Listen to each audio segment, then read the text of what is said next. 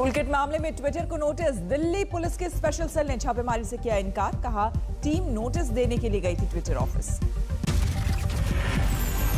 Twitter India के MD के जवाब से संतुष्ट नहीं दिल्ली पुलिस। कहा नोटिस देने के लिए सही व्यक्ति का पता लगाने ट्विटर दफ्तर पहुंची थी टीम। ट्विटर इंडिया ने कहा टूलकिट केस में कंटेंट के लिए ट्विटर जिम्मेदार नहीं। जवाब से संतुष्ट नहीं पुलिस। संबित पात्रा ने ट्विटर के जरिए कांग्रेस पर लगाया था आरोप। कांग्रेस ने टूलकिट के जरिए पीएम मोदी पर साध रही थी निशाना। 21 मई को ट्विटर ने संबित पात्रा के ट्वीट पर मैनिपुलेटेड मीडिया का लेबल लगाया था। पुलिस ने पूछा किन तथ्यों के आधार पर लगाया मैनिपुलेटेड मीडिया का लेबल। कांग्रेस का पलटवार। कहा झूठ पकड़े जाने से डरी है बीजेपी, इसलिए ट्विटर दफ्तर में की जा रही छापेमारी। रणदीप सुरजेवाला ने दिल्ली पुलिस की हरकत को बताया कायराना। कहा अभिव्यक्ति की आजादी की हत्या कर रही बीजेपी। सीपीएम महासचिव सीताराम येचुरी का ट्वीट। इस वक्त वैक्सीन और दवाओं की कमी होनी चाहिए प्राथमिकता, लेकिन गृह मंत्री ने दिल्ली पुलिस को एक सोशल मीडिया प्लेटफॉर्म को धमकाने के लिए उतारा, ये शर्मनाक। शिवसेना प्रवक्ता प्रियंका चतुर्वेदी ने दिल्ली पुलिस पर उठाया सवाल। किया ट्वीट फर्जी दस्तावेजों वाली पार्टी के दफ्तर के बजाय ट्विटर दफ्तर पर दिल्ली पुलिस का छापा हास्यास्पद। नई प्राइवेसी पॉलिसी को लेकर आखिरकार व्हाट्सएप ने सरकार को दिया जवाब। कहा अपनी पॉलिसी में नहीं करेंगे कोई भी बदलाव। यूजर्स को नई पॉलिसी को एक्सेप्ट करने का लगातार देंगे रिमाइंडर।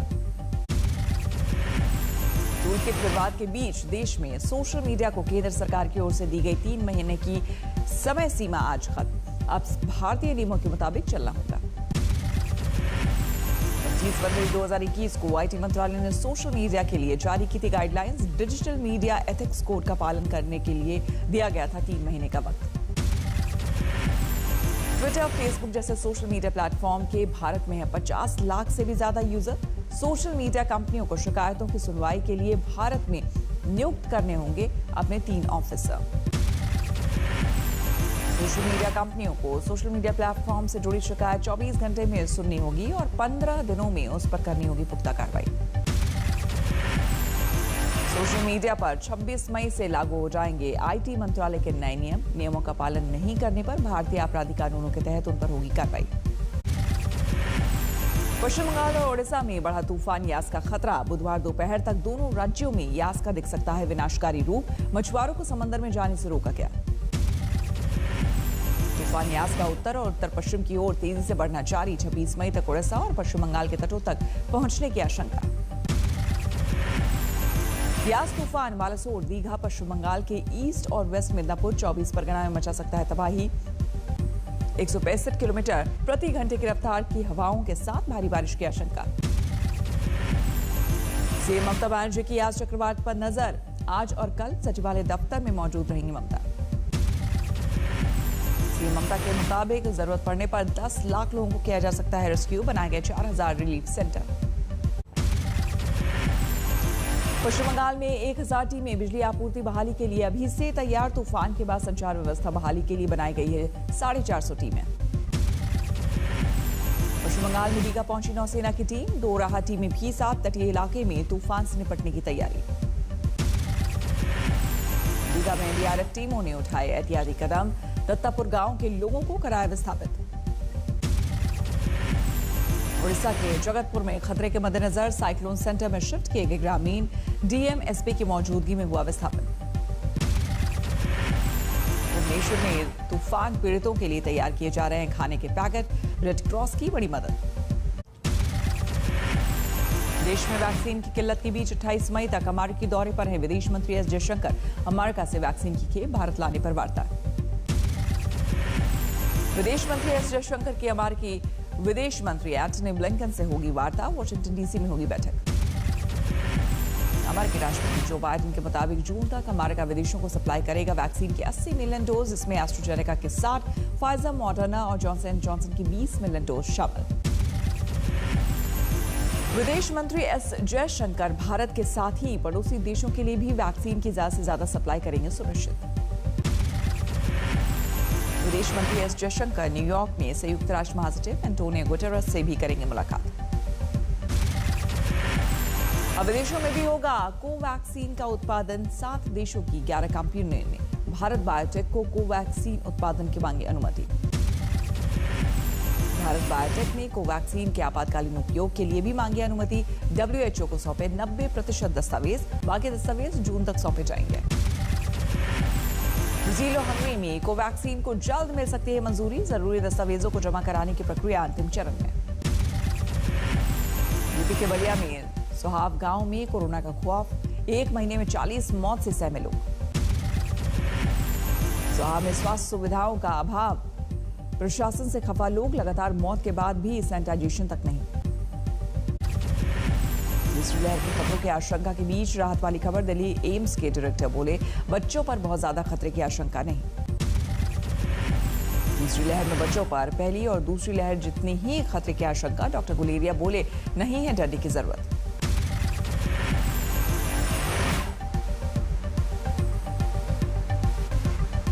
ठीक नहीं लगता है और वायरस तो वही है, इसलिए ये कहना है कि अब अगले वेव में बच्चों के बहुत सीरियस होंगे या बच्चों में डेथ ज्यादा होंगी, ये साइंटिफिकली ठीक नहीं लगता है। एम्स के डायरेक्टर ने ब्लैक फंगस को बताया बड़ी चुनौती का। अस्पतालों में बनाने पड़ रहे हैं अलग से वार्ड। ब्लैक, व्हाइट और येलो फंगस पर स्वास्थ्य मंत्रालय का बड़ा बयान। शरीर के अलग अलग हिस्से में पाए जाने की वजह से बदला रंग। वैक्सीन को लेकर जारी है तकरार। दिल्ली के डिप्टी सीएम मनीष सिसोदिया ने केंद्र को लिखी चिट्ठी। ये गंभीर बीमारी है, पूरे देश के हालात गंभीर हैं। इस पर थोड़ा सा गंभीरता से विचार करें और गंभीरता से स्टैंड उठाएं। दिल्ली को नहीं मिल रहा वैक्सीन, बंद हो गए 18 से 45 साल की उम्र के लोगों के लिए वैक्सीनेशन सेंटर। राजस्थान में भी वैक्सीन की किल्लत। जयपुर में टीका केंद्र पर लोगों का बवाल। पंजाब में भी वैक्सीन की किल्लत। राज्य में 18 से 45 साल के लोगों के लिए फिलहाल 50 लाख डोज की जरूरत। मॉडर्ना और फाइजर ने सीधे राज्य को वैक्सीन देने से किया इनकार। केंद्र को सप्लाई करेगी दोनों कंपनियां। वैक्सीन को लेकर केंद्र सरकार का बड़ा दावा। कहा, राज्यों के पास मौजूद है 1 करोड़ 80 लाख डोज। सरकार ने वैक्सीनेशन के नियमों में किया बदलाव। 18 से 44 साल के लोगों को नहीं होगी ऑनलाइन अपॉइंटमेंट की जरूरत। देश भर में तेजी से कम हो रहे हैं कोविड के केस। 88% के पार पहुंचा रिकवरी रेट। लगातार कम हो रहे हैं देश में कोरोना के नए केस। एक दिन में सामने आए 2,22,315 नए मरीज। कोरोना के घटते मामलों के बीच कम नहीं हो रहा है मौत का आंकड़ा। एक दिन में 4,400 से ज्यादा की गई जान। महाराष्ट्र में तेजी से घट रहे हैं कोरोना के मामले। संक्रमण में सुधार के चलते 30 जून तक 4 चरणों में ढील दे सकती है उद्धव सरकार। राजधानी में 24 घंटे में सामने आए 4,400 से ज्यादा नए मरीज। एक दिन में 103 लोगों की गई जान। बिहार में 1 जून तक बढ़ा लॉकडाउन। हिमाचल और उत्तराखंड में भी जारी रहेगी पाबंदियां। देश के 18 राज्यों में सामने आए ब्लैक फंगस के 5,400 से ज्यादा मामले। गुजरात और महाराष्ट्र में सबसे ज्यादा मरीज।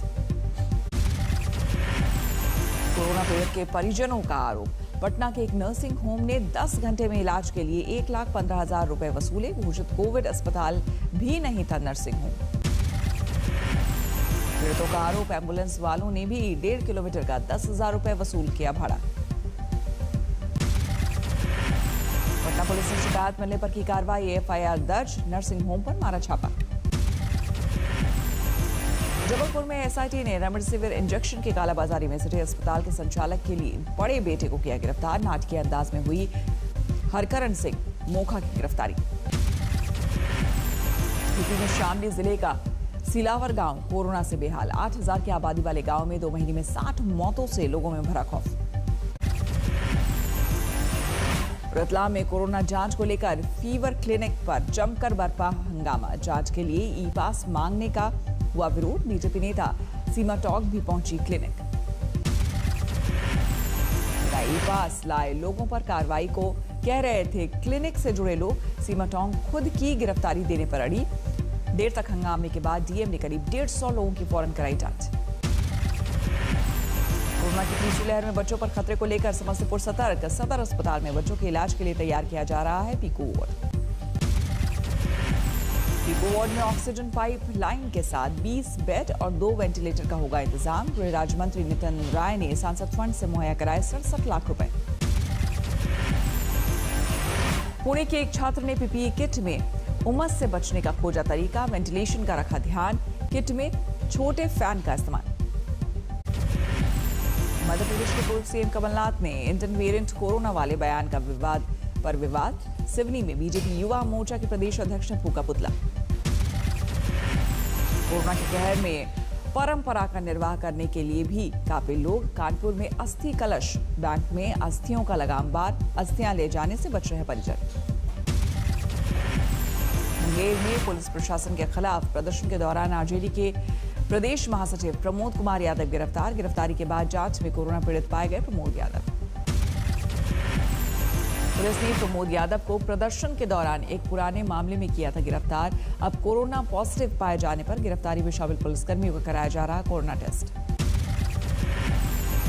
रक्सौल में कई गांवों में अंधविश्वास की वजह से वैक्सीन लगवाने से बच रहे लोग। मुफ्त राशन योजना से भी किया किनारा, कहा मुफ्त राशन लेने जाने पर जबरन लगा दी जाएगी वैक्सीन। कानपुर के हालत हॉस्पिटल में ब्लैक फंगस के 17 मरीज भर्ती। ऑपरेशन के बाद 4 मरीज पूरी तरह से स्वस्थ। रायसेन में ब्लैक फंगस के 2 मरीज मिले, एक की मौत, एक इलाज के बाद हुआ स्वस्थ। रामपुर में ब्लैक फंगस के 2 मरीज सामने आए, दोनों को इलाज के लिए हाई सेंटर भेजा गया। महाराष्ट्र के बारामती में ब्लैक फंगस के 17 मरीज अस्पतालों में भर्ती, इलाज में कारगर इंजेक्शन की कमी। इटावा में एक मरीज में ब्लैक फंगस की पुष्टि, सैफई मेडिकल कॉलेज ने लखनऊ किया रेफर, दूसरे की जांच रिपोर्ट का इंतजार।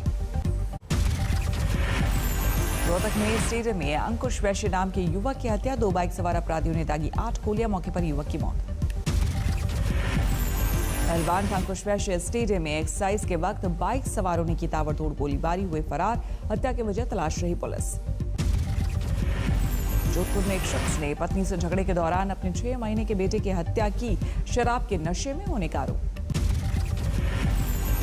मुंबई के बांद्रा में पकड़ी गई करोड़ों की चरस पर पुलिस का खुलासा, मुंबई के बाहर से लाई गई थी चरस, जल्द कुछ गिरफ्तारियों के साथ बताया जाएगा जगह का नाम। अकोला में पैसे के लेन देन में भिड़े 2 गुट, 5 लोग घायल, पुलिस ने 8 आरोपियों को किया गिरफ्तार। दरभंगा में चाकुओं से गोदकर युवक की हत्या, परिजनों ने रिश्तेदारों पर जताया शक। सीतापुर में दोहरे हत्याकांड से सनसनी, घर में घुसकर बुजुर्ग दंपति की ईंटों से कूटकर बेरहमी से हत्या। गोपालगंज में दिन दहाड़े गोली मारकर शिक्षक की हत्या, नाराज लोगों ने सड़क पर लगाया जाम। छपरा में दबंगों की मनमानी, सार्वजनिक हैंडपंप पर हाथ धो रहे दलितों को बेदर्दी से पीटा, नाराज लोगों ने हाईवे पर लगाया जाम। राजस्थान के बूंदी में जमीन को लेकर हिंसक झड़प, एक की मौत, भाई हुए एक दूसरे के खून के प्यासे।